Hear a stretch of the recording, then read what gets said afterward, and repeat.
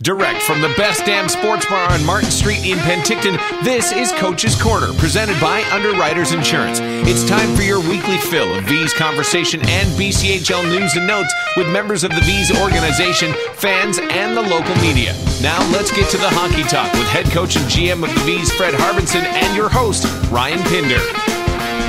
Welcome to Coach's Corner, episode number 14 from the Best Damn Sports Bar on Martin Street in Penticton, brought to you by Underwriters Insurance. Tonight on the program, we will touch on the longest road trip of the season completed last week by the Vees. Also a new full-time member of the roster. We'll find out who that is. And finally, who's healthy? Injuries mounting, the flu abound. We'll find out who's ready to play this weekend, a big weekend with Trail and Vernon on the way. And of course, we'll catch up with our two guys from the paper here. More questions for the coach, head coach and GM Fred Harbinson. Good to see you again. Nice to see you. Let's start where we always do. The week that was, the walking wounded have returned to Penticton. How was the road trip?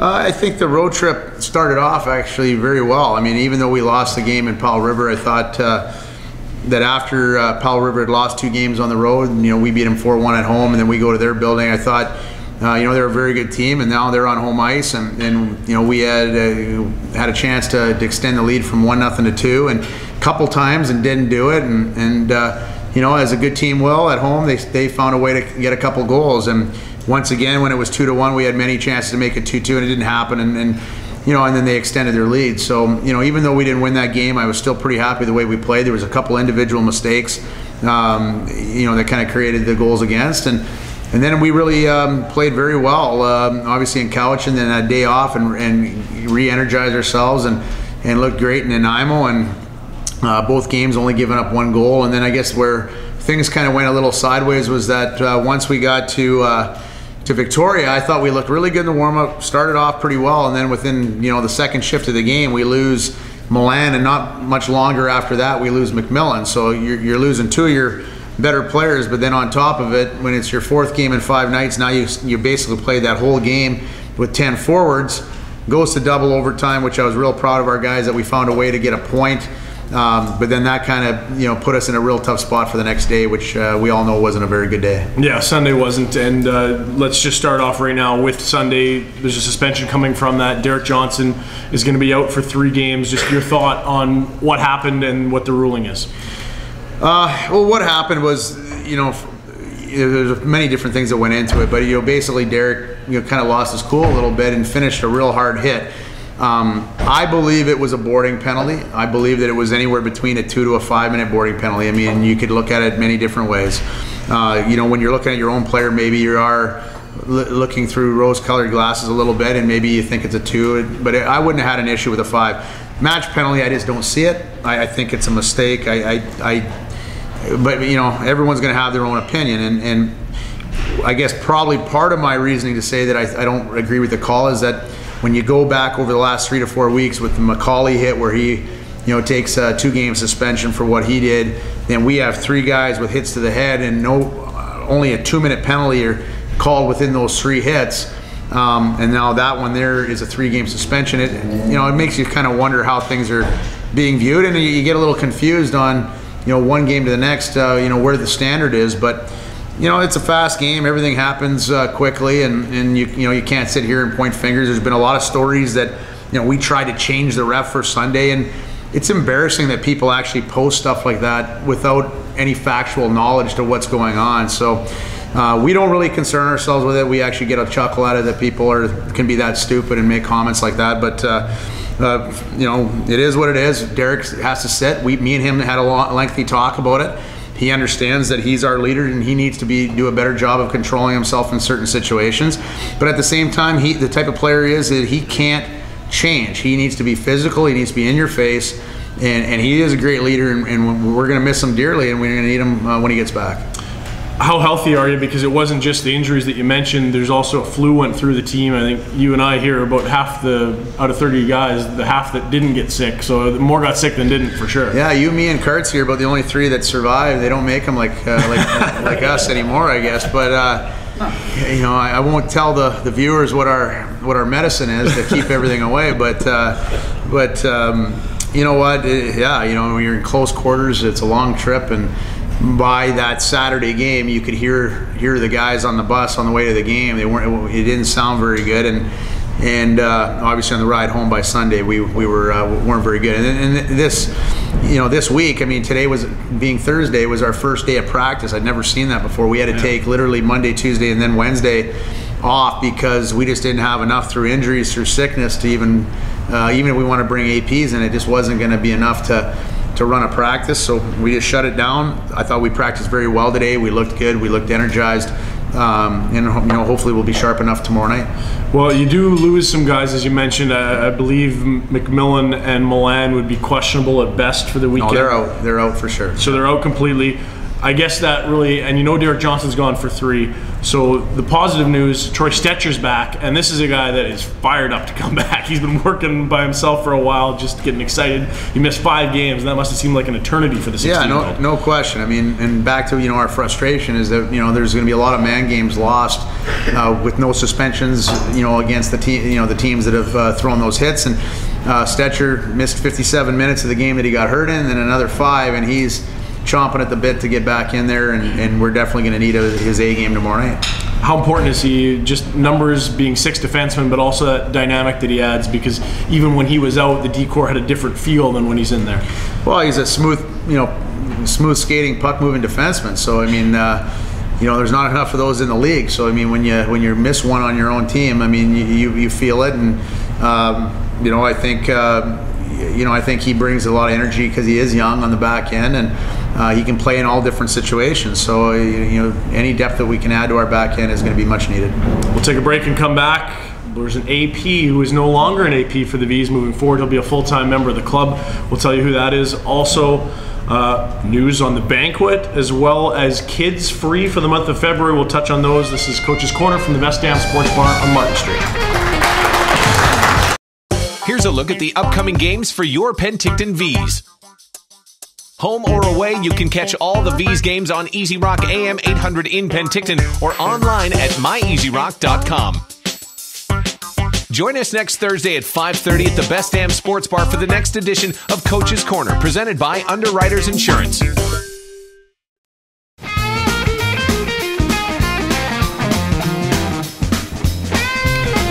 Welcome back to Coach's Corner, segment 2 of episode number 14. Ryan Pinder alongside Fred Harbinson, the head coach and GM of the Vees. And the GM has added another player after an extended look. Carter Rigby is now a full-time member of the club. Yeah, Carter, we brought him on the road trip to basically, kind of see where he stood with us. And you know what, we put him in every situation that we possibly thought that he would have success in.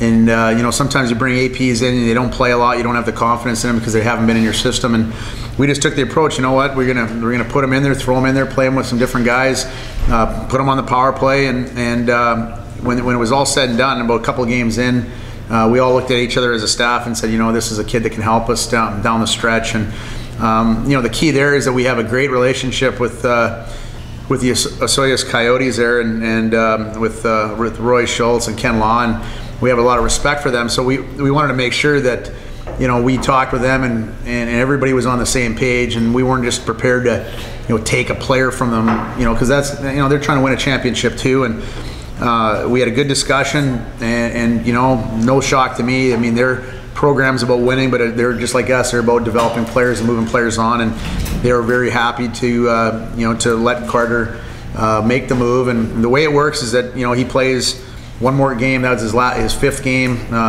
after January 10th, and then in the 6th game he becomes an automatic member on our team. And you need to have the blessing of his current team, which is the Osoyoos, and they've given that blessing. And we're excited to have him.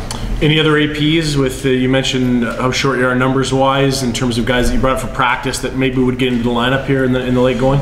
Well, right now we've got a full lineup, so it depends on how players play, and then if any other injuries or sickness comes about. So we had five or six guys at practice today that we were extremely happy with the way they looked today. And if guys aren't getting the job done, or if injuries or sickness keep pushing forward, then we have a good group to pull from. Just to get back to Carter for a moment, when I chatted with him on Sunday in Alberni, he had mentioned his plan, and to this point he's committed to playing for Penticton as a 17-year-old next season. He is just 16 despite that big frame and more of a veteran presence out there. How important is that for the organization to see him buying into what you're doing and saying, I want to be here next year?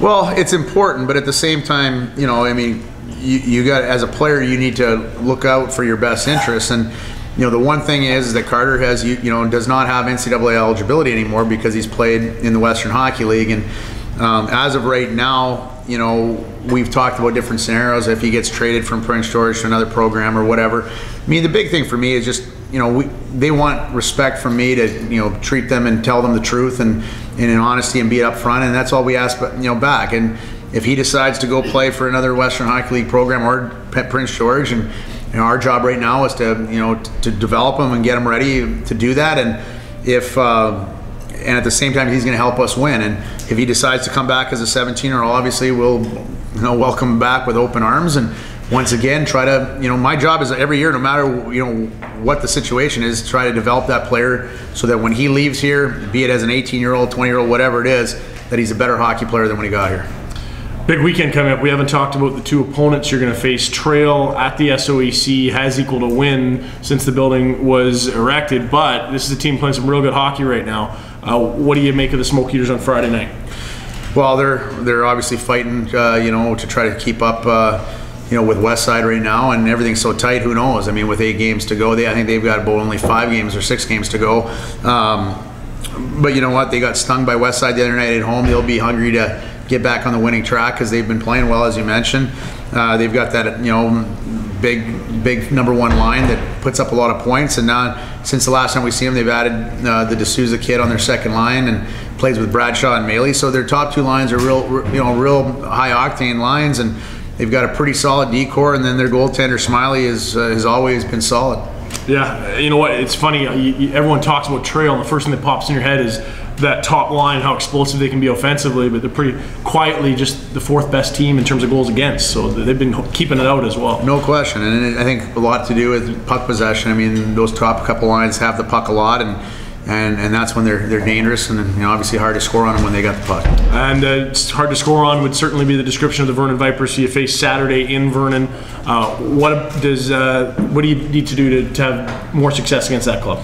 Well, it's the same old story, just like everybody. I mean, it's a patience game. You watch the game against Nanaimo last night. They had 3-4 guys back all the time, skating backwards, and they just bide their time and wait. And once again, they find out. You got to give them credit. They're finding a way. I mean, that's 3 games in a row, winning in overtime, and scoring late last night to tie at 1-1, and then with 1 second to go in overtime to make it 2-1 to get the second point. So they played 19 games in overtime, which is outrageous. So they're a game away from a third of their season going to overtime. So it's something I've never seen.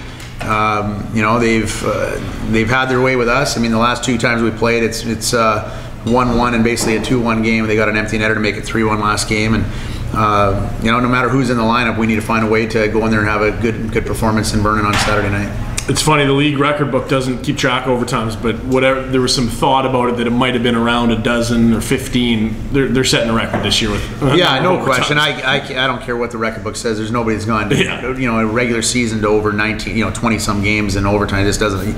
You never see it. And so the one thing you see with them a lot of times, it is a low scoring affair, and you got to be patient, and you got to give Mark credit. To me, he's probably the best coach in the league as far as being able to get guys to buy into a system where you kind of counter it. You look for opportunities to turn pucks over and then counter attack instead of going on the attack right off the bat. So his guys buy into it. It's sometimes not the most pretty to watch, but you can't argue with the success that they've had, and you got to give them credit for it. 2 notes coming up. I'll get you to touch on one of them. Kids are free again. Peters Brothers Paving, just a fantastic citizen in this community in terms of the company getting involved. Kids are free for the month of February. 12 and under must be accompanied by an adult, and 13 to 18 just show up and be loud. You were in the building in October when they did the same promotion. Did you notice the extra energy? No question. And I think our crowds as of late have been a lot better too. And so now when you add this to the mix, I think it should even take another step. So it's very important for our guys. I mean, everybody wants to have their opinion on what we need to do. What we need to do is we need people to get in the building and cheer our guys on, and we'll try to do our darndest to make sure that we give them something to yell about. And if we get that, those two things together, I think that we can make some noise come playoff time. Finally, the Vees banquet's been announced February 20th. It's the day after the Saturday that closes the regular season for the Vees. Other teams will still be playing that day. Tickets are $35 for singles, tables of 8, a bit of a discount. It is drinks at 5, dinner at 6, and the awards at 7. And Will Russell, our director of ticketing, will be at Friday's game selling banquet tickets as well. If you want to get in touch with him from out of town, veesticketing@gmail.com. We'll take a break and come back with our media panel. It's Coach's Corner, live from the Best Damn Sports Bar on Martin Street, brought to you by Underwriters Insurance. Here's a look at the upcoming games for your Penticton Vees. Home or away, you can catch all the Vees games on Easy Rock AM 800 in Penticton or online at myeasyrock.com. Join us next Thursday at 5:30 at the Best Damn Sports Bar for the next edition of Coach's Corner, presented by Underwriters Insurance.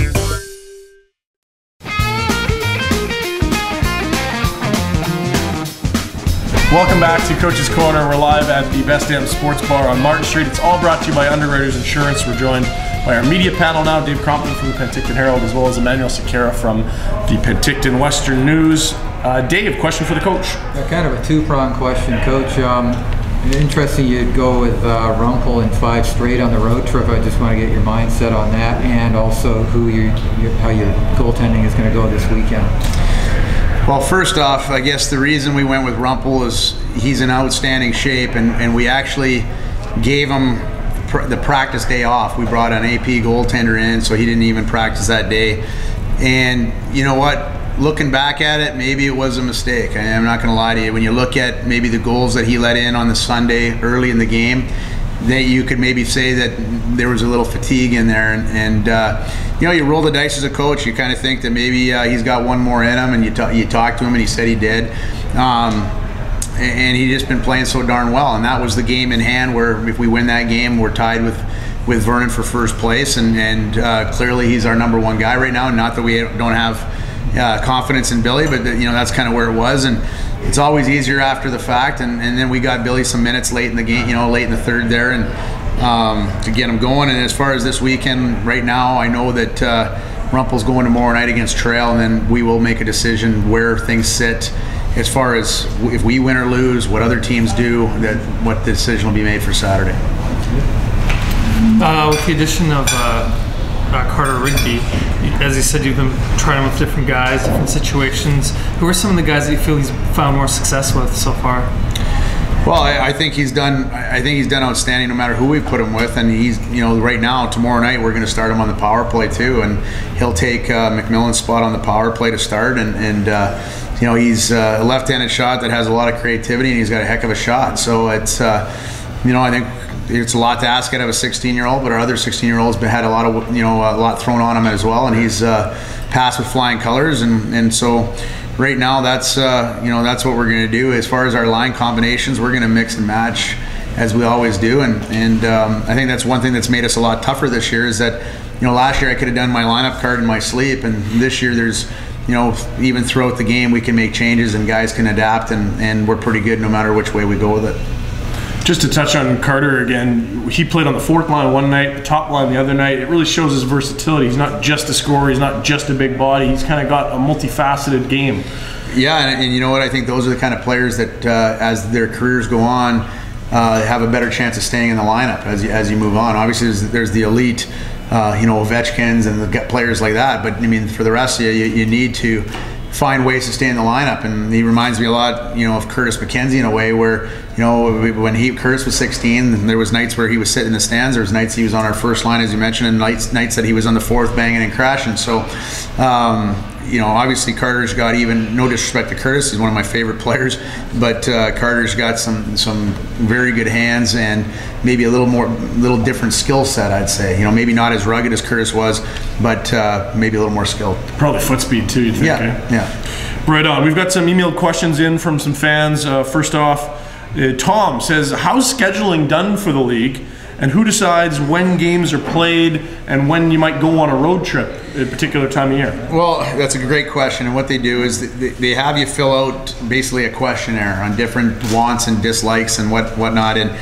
as far as the conference, the coaches pick the conference schedule, and then the non-conference, the league picks. Now, as far as the lengthy road trip, we had the option probably not to have that, but we wanted home and homes with Surrey and Langley and Coquitlam, and a lot had to do with cost effective. It was a little better cost wise for us to do that. Would I do the long trip again? I don't think I would have a problem doing it again, but now whenever you do something for the first time, there's maybe different things you would tweak and to just give yourself a better chance. And then, you know what, I think, like I said, you can't, I don't think the injuries came because of fatigue. You know, the injuries that resulted were due to headshots. That's not fatigue, and they were early in the game.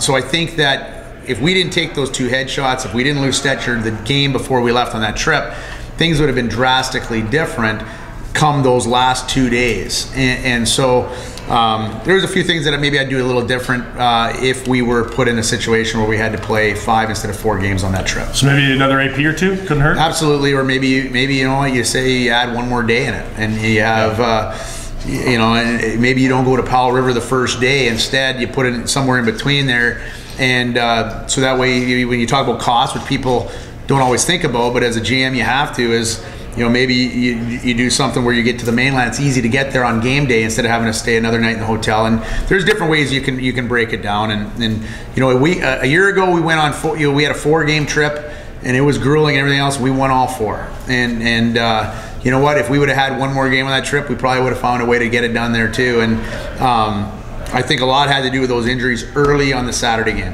Fair enough. Finally, one more question regarding officials from Ralph. Are you for or against a 4 official or 2 referee system in terms of the league? If they were going to say, "Hey, coach, we want your input," do you like 2 refs? I think we have to find a way to get to 2. The big talk always is that we don't have enough refs as it is right now. Quality refs, I guess.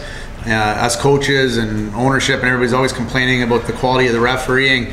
But the way I look at it is, I would rather have 2 mediocre refs than 1 really good ref. And I'm serious when I say that, because there's a reason the National Hockey League changed to 2 refs. And almost every other league. And every other league.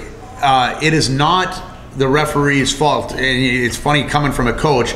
The game is so different than it was. Junior A hockey, even 5 years ago, 10 years ago, is dramatically different. These players, I mean, they skate like NHL players skated 20 years ago. I mean, it's a whole different ball game, and so it's not their fault when you have 1 guy out there. The game is played so much in a different realm now that it's no kidding that things are being missed and mistakes are being made. And I think the other thing it allows you to do is bring in that icing rule, or when you ice the puck that you can't change. I think it's an outstanding rule to have.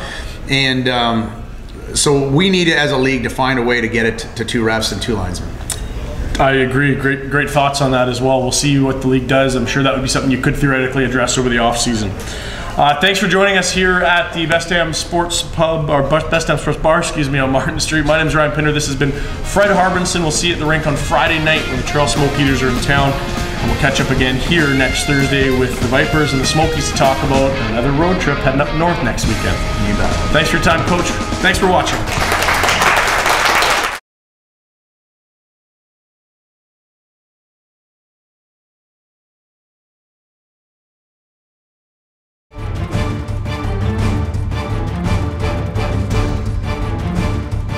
Coach's Corner is a presentation of Ryan Pinder Media and the Penticton Vees Hockey Club.